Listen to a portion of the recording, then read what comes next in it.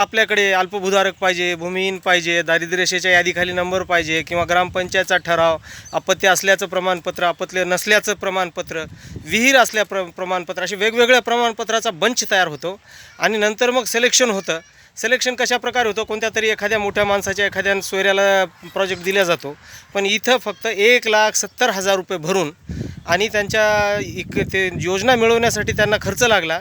Online त्यांच्या सातबाऱ्याचे Xerox आणि बाकीच्या काही गोष्टी ऑनलाईन केल्याच्यानंतर त्यांचं सिलेक्शन झालं. सिलेक्शन हे तिथल्या कलेक्ट्रेटमधल्या प्रोसेसनी होतं आहे. कुणाचं रिकमेंडेशनची आवश्यकता नाही, काही नाही. आणि म्हणूनच तेलंगणाच्या ह्या ज्या सुविधा आहेत त्या मला बेस्ट वाटतात. कारण मी इथं पण माझी शेती आहे, तेलंगणामध्ये पण माझी शेती आहे आणि महाराष्ट्रामध्ये पण नांदेड जिल्ह्यामध्ये माझी शेती आहे. आणि त्याच्यामुळं मी तुम्हाला ह्याच्यासाठी हे सगळं दाखवायला लागलो की त्या सरकारमध्ये ह्या सरकारमध्ये फरक काय आहे. हा बघा, हा ट्रॅक्टर आहे माझ्याकडे जॉन डिअरचा. हा जॉन डिअरचा ट्रॅक्टर, याच्यामध्ये तुम्हाला इथे दिसेल 95%. आता हा उलटा दिसेल तुम्हाला कदाचित. हे 95% आणि ही TSNSP ही जी आहे ते स्कीमचा हे आहे, त्याचं स्कीमचा तो नंबर आहे आणि त्यांची जी स्कीम आहे त्या तहत मला 95% सबसिडीवर भेटला. 6.5 लाख रुपयाचा ट्रॅक्टर, नांगर, कल्टिवेटर, रोटावेटर आणि हे फक्त मिळालं मला 50,000मध्ये. आणि 50,000मध्ये मला लागले फक्त सातबाऱ्याचे झेरॉक्स 20 रुपयाचे, माझं आधार कार्डचे झेरॉक्स आणि स्कीम मिळवण्यासाठी मला ऑनलाईन करावं लागले त्याचे 80 रुपये. एवढा खर्च माझा.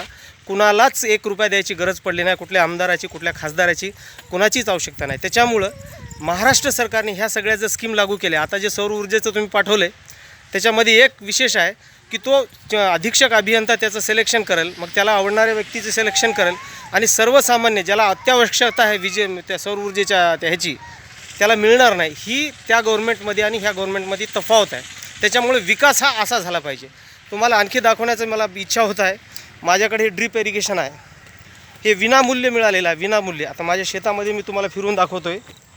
मी शेतातच घर बांधलं आहे. ते घर देखील माझ्याकडं 50 एकर जमीन आहे. ते घर देखील घरकुल आहे आणि तिथं कुठलाच कशाची हे माझ्याकडे ड्रीप आहे.